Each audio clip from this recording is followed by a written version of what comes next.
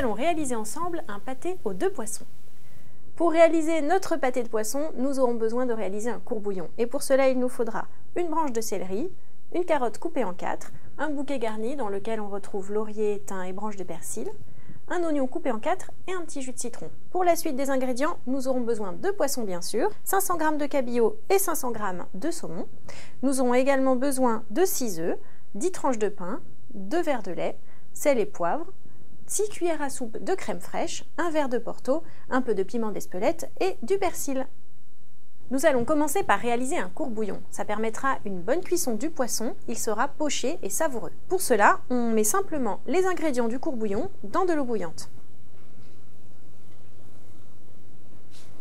Alors ici, j'ai mis ces ingrédients. Vous pouvez également ajouter ceux qui vous font plaisir, par exemple du poireau, un peu de vin blanc, ce que vous aimez.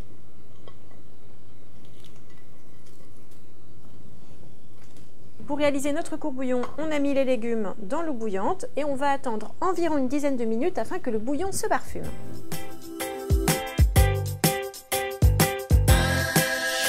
Une fois que notre courbouillon exhale bien ses parfums, nous allons pouvoir l'utiliser pour pocher nos poissons. On va commencer par le cabillaud. Donc on le met simplement dans le bouillon pendant environ une dizaine de minutes.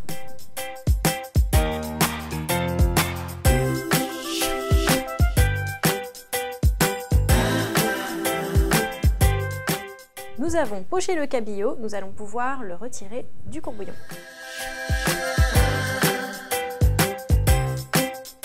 Je ne l'ai pas précisé tout à l'heure, mais pour l'assaisonnement, au choix, vous pouvez soit saler et poivrer votre courbouillon, soit saler et poivrer le poisson après cuisson. À présent, nous allons cuire le saumon. Même procédé au courbouillon pendant 10 minutes.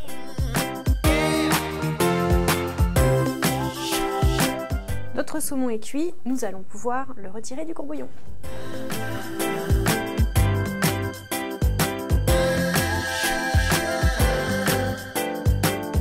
C'est l'heure des petites astuces, car nous avons à présent un courbouillon, c'est-à-dire un bouillon parfumé au poisson. Il serait dommage de le jeter. Je vous conseille de le congeler par portion dans un bac à congélation tout simplement, et vous pourrez l'utiliser pour vos préparations ultérieures. Par exemple, on peut réaliser un risotto au poisson absolument délicieux quand on y ajoute un peu de courbouillon. Afin d'utiliser votre courbouillon pour réaliser un risotto ou pour la cuisson des pâtes par exemple, je vous conseille de filtrer votre courbouillon avant utilisation. Passons à la suite de la recette. Nous allons à présent préchauffer le four à 180 degrés, soit thermostat 6. Pour la suite de la recette, il nous faut un moule à cake beurré. Nous allons à présent mixer les poissons. On va commencer par le cabillaud, qu'on met tout simplement dans le bol de mixeur.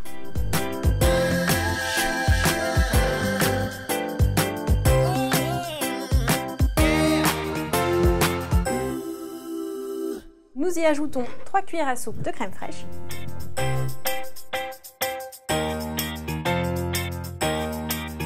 Ainsi que 3 œufs.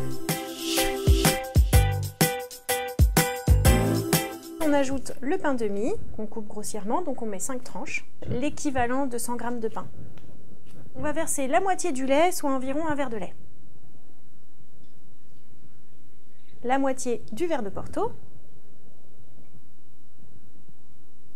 Et on parfume. Donc moi j'ai choisi du piment d'Espelette, mais si vous préférez par exemple l'aneth ou la ciboulette, libre à vous. Il ne reste plus qu'à mixer.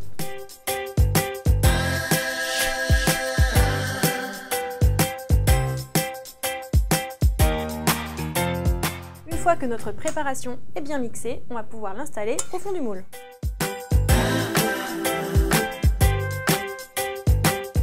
On peut passer au saumon, donc on va tout simplement le mixer comme le cabillaud.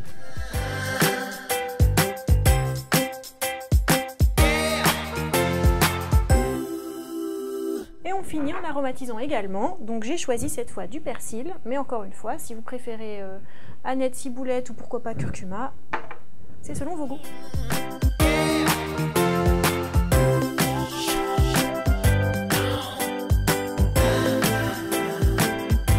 Notre saumon est prêt, on va pouvoir le coucher sur le cabillaud.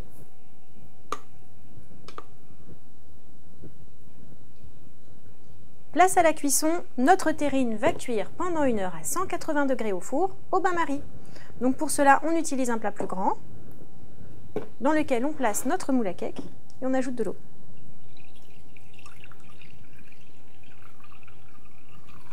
Et on enfourne donc pendant 1 heure.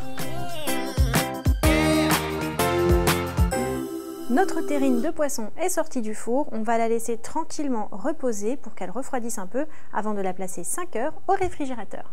Nous avons réalisé notre terrine de poisson hier et on l'a laissée reposer un peu au réfrigérateur. On va à présent simplement séparer les bords pour pouvoir la dresser sur une assiette.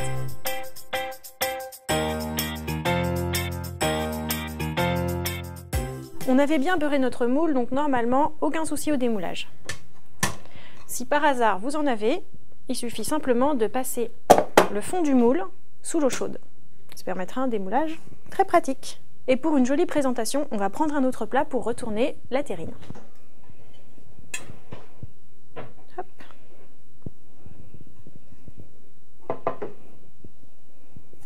Et voilà notre terrine prête à être savourée. Je la goûterais bien cette terrine. On va couper ça.